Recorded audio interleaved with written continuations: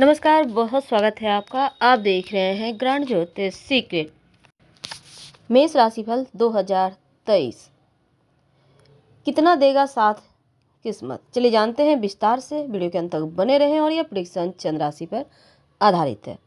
देखिए, 2023 के लिए एक नई उम्मीदें हैं, नए सपने हैं, नया लक्ष्य है और चुनौतियां भी है। तो क्या होगा, कितना भाग्य साथ निभाएगा?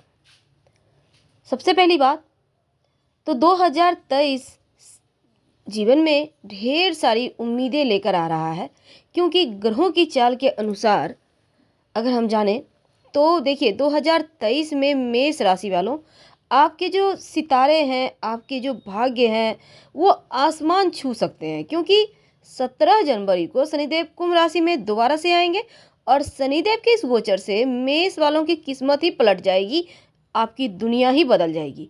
क्योंकि बुलंदियों को छूने का समय आ गया है। आर्थिक तो आप ऊंचा उठेंगे ही, साथ ही आप अगर जॉब करते हैं या फिर व्यापारी हैं तो बड़ी सफलताएं लेकर आया है ये साल। अब चलिए हम अगर आपके लिए विस्तार से जानना चाहें तो शुरुआत करते हैं आपके पारिवारिक जीवन से, आपके अपनों से। देखिए, साल की शुरुआत में आप काम में ज़्यादा व्यस्त रहेंगे और हो सकता है कि काम के प्रेशर के कारण, व्यस्तता के कारण आप अपनों को समय ना दे पाएँ। कोई बात नहीं, लेकिन इस समय जब आप काम के कारण अपनों से दूर रहेंगे तो कहीं ना कहीं आप तरक्की भी कर रहे होंगे। तो यहाँ पर क्या होगा, एक तरफ पॉजिटिव है, एक तरफ निगेटिव। क्योंकि कुछ मामलों में आप अपनों का प्यार से थोड़े से वंचित रहेंगे, लेकिन दूसरी तरफ यह स्थिति आपको और आपके परिवार के लोगों को थोड़ा सा लगेगा जैसे कि थोड़ी कष्ट है। लेकिन जैसे ही साल थोड़ा और आगे बढ़ेगा, देवगुरु का राशि परिवर्तन होगा, तब आपको लगेगा कि घर में कोई शुभ मांगलिक कार्य करवा रहे हैं देवगुरु। और शनिदेव के एकादश और देवगुरु बृहस्पति के लग्न में आने से पारिवारिक जीवन में सुख शांति लौट आएगी, खुशियां लौट आएगी। देवगुरु लग्न में बैठकर संपन्नता बढ़ाएंगे, खुश रखेंगे। और चूंकि यहाँ देवगुरु राहु के साथ हैं तो कुछ मामलों में जरा टेंशन भी है, क्योंकि चंडाल दोष भी बनेगा। तो हंसी खुशी जीवन व्यतीत करते नजर आएंगे पारिवारिक जीवन में, थोड़ी बहुत चीज़ों को अगर इग्नोर करें तो। जो विद्यार्थी हैं, अब उनके लिए तो सबसे पहले देखिए आपके लिए थोड़ा सा उतार चढ़ाव है। क्योंकि देखिए, एकाग्रता बनाए रखकर अगर आप पढ़ाई करते हैं तो सफलता प्राप्त करने में 100% सफल रहेंगे। लेकिन देवगुरु और राहु का चंडाल दोष बनेगा 22 अप्रैल के बाद से, क्योंकि मेष में बैठे हैं राहु और देवगुरु भी यहीं आ जाएंगे। और ये स्थिति अक्टूबर तक रहेगी, जब तक कि राहु का राशि परिवर्तन नहीं हो जाता। तो शिक्षा में अप्रैल से लेकर अक्टूबर तक का जो वक्त है, आप खुद ही अपने अंदर के ऊर्जा को जगाएंगे और पढ़ाई में आप बेस्ट करेंगे। वैसे आप अगर संकल्प ले लें कि आपको अच्छा करना है तो राहु ही साथ देंगे, देवगुरु भी साथ देंगे। अगर आप भटकाव की तरफ जाएंगे तो भटकाएंगे भी। यानी कि आप जिस क्षेत्र में जाएंगे वही क्षेत्र आपको भी चुनेगी। तो क्यों ना अच्छी चीज़ों को ग्रहण करें। खासकर ये विद्यार्थियों के लिए थी। तो आपके लिए अक्टूबर, नवंबर, दिसंबर घर से दूर जाकर, विदेश जाकर पढ़ाई करने का सपना भी पूरा होता हुआ दिखेगा। अगर आप प्रतियोगिता परीक्षा वगैरह में आप भाग ले रहे हैं तो यकीन मानिए एक अच्छी जॉब मिलने की संभावना यहाँ पर बढ़ी हुई है, यानी कि सफलता प्राप्त करने की संभावना है। करियर की बात करते हैं।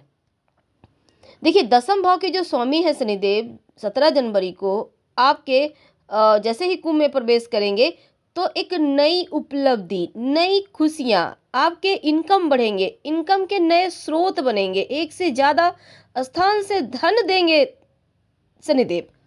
तो उसके साथ ही जॉब करते हैं तो प्रमोशन होगा, आपकी सैलरी बढ़ेगी, इंक्रीमेंट। अब यहाँ पर खुद पर आप खुद ही प्राउड फील करेंगे। तो आपके करियर में 4 चांद लगाते हुए दिखेंगे इस वर्ष। अब हम अगर विवाह की बात करें, देखिए वैवाहिक जीवन के लिए बहुत अच्छा है। शुरुआत में छोटी सी दूरियां हैं काम के कारण, लेकिन जीवन साथी हो सकता है आपको थोड़ा ताना ही दे दे कि आपके पास समय नहीं हम लोगों के लिए, पर कोई बात नहीं। यहाँ पर आप भी पॉजिटिव रहें, क्योंकि जैसे ही देवगुरु बृहस्पति लग्न में आएंगे और वहाँ से आकर पंचम, सप्तम, नवम भाव को देखेंगे और शनि महाराज का गोचर आपके एकादश भाव में आएगा, तो दाम्पत्य जीवन में एक बार खुशियाँ फिर से आ जाएगी। तो थोड़ा सा आपको ही झुक कर रहना होगा, शांत रहना होगा। वैसे तो आप अपनी बच्चों को लेकर बहुत ज़्यादा सेंसिटिव रहेंगे, और अगर आप अविवाहित हैं तो ये वर्ष बहुत खूबसूरत है, क्योंकि मई के महीने में विवाह की बातें चलेगी, या फिर आपके जैसे ही नवंबर दिसंबर का महीना है इसमें आपका विवाह हो जाए, तो 2023 में विवाह होकर ही रहेगा। प्रबल योग बने हुए हैं। वर्ष के अंतिम महीनों में जीवन साथी के साथ कहीं घूमने फिरने भी जा सकते हैं। अगर आप प्रेम विवाह करना चाहते हैं, लव मैरिज, तो जुलाई अगस्त का महीना आपके लिए ज़्यादा अच्छा रहेगा प्रेम संबंध में बंधने के लिए। याद रखिए, ज़्यादा अच्छा रहेगा। तो हम प्रेम की बात ही कर ले, तो अगर आप रिश्ते में ईमानदार हैं ना, तो बहुत अच्छा वक्त है। हो सकता है सामने से आपका लव विवाह के लिए प्रस्ताव रखे। अब देखिए, अप्रैल मई जून जुलाई अगस्त, ये जो समय है, किसी खास व्यक्ति से मिलने का मौका मिलेगा जो आपके जीवन में बहुत खास बन जाएगा, या फिर ऐसा कह सकते हैं अगर आप सिंगल हैं तो आपकी लाइफ में कोई दस्तक देगा। हालांकि राहु और केतु का प्रभाव दाम्पत्य जीवन में थोड़ा सा तनाव दे रहा है, लेकिन देवगुरु बृहस्पति अप्रैल के बाद बहुत हद तक आपके तनाव को कम करेंगे, प्रेम रस घोलेंगे।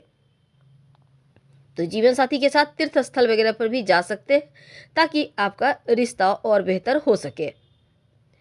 तो ये तो थी आप मेष वालों के लिए। अब अगर हम जाने तो देखिए, मई जून जुलाई, ये जो 3 महीना है ना, थोड़ा सा उतार चढ़ाव देगा, क्योंकि चांडाल दोष बना है। तो इस पीरियड में आपको माँ के भी स्वास्थ्य का ध्यान रखना है। लेकिन 2023 में कोई बड़ी प्रॉपर्टी संपत्ति खरीदने का आपको मौका मिलेगा। जमीन जायदाद से जुड़े हुए मामलों में सफलता मिलेगी। और अगस्त सितंबर अक्टूबर, ये जो 3 महीना है, आपके राशि के स्वामी मंगल छठे भाव में होंगे, तो कानून से जुड़े मामलों में आपको बड़ी सफलता इसमें मिलती दिखती है। यानी कोर्ट केस वगैरह है तो आपके पक्ष में नतीजा आएगा और विरोधी पराजित होंगे। लेकिन नवंबर और दिसंबर का महीना में यहाँ पर देखिए, आपके कार्यों में छोटे मोटे उतार चढ़ाव होंगे, लेकिन बेवजह की चीज़ों से दूर रहिए। ऐसे दोस्तों से दूर रहे जो भटकाते हैं।